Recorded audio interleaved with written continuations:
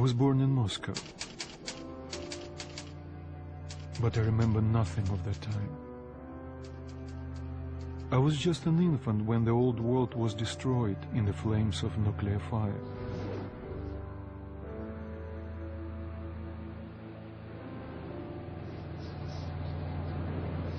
I, along with 40,000 others, were saved by retreating to the metro stations deep under the city. Russia's burgeoning video game industry has seen its stature slowly rise since the fall of communism in the early 1990s.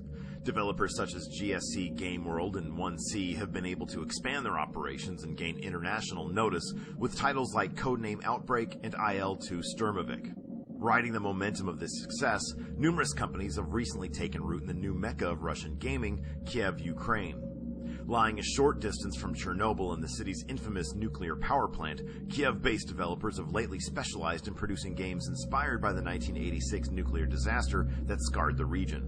By combining elements of survival horror and first-person shooters, while also manifesting the anxieties of living in a post-nuclear world, these apocalyptic titles have challenged the expectations of FPS and horror fans alike while spawning a national craze in Russia.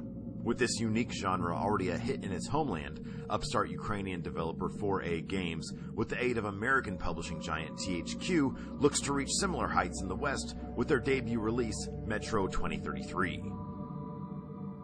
Based on Dmitry Glukovsky's best-selling novel, Metro 2033 transports players to the post-apocalyptic depths of subterranean Moscow. 20 years after nuclear war ravages the city, Moscow's denizens have retreated to the underground metro system in order to survive, rebuilding civilization one station at a time.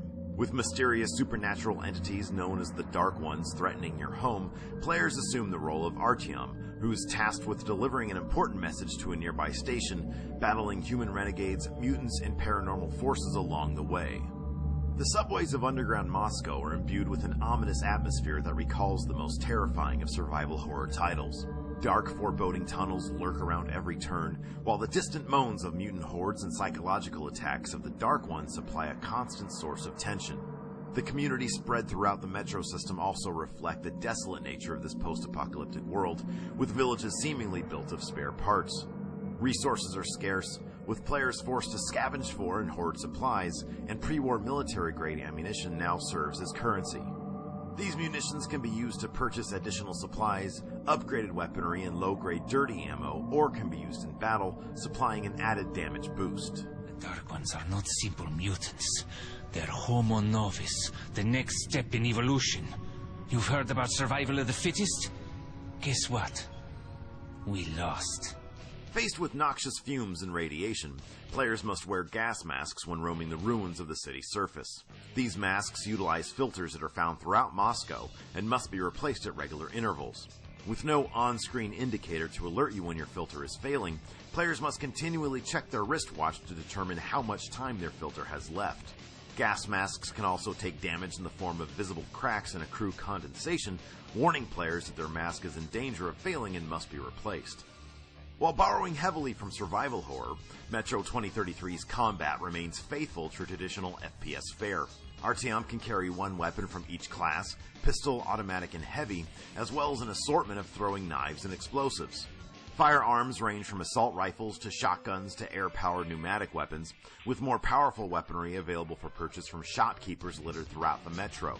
Featuring a virtually HUD-less display, the game utilizes audible heartbeats and visible blood splatters used to indicate your health status.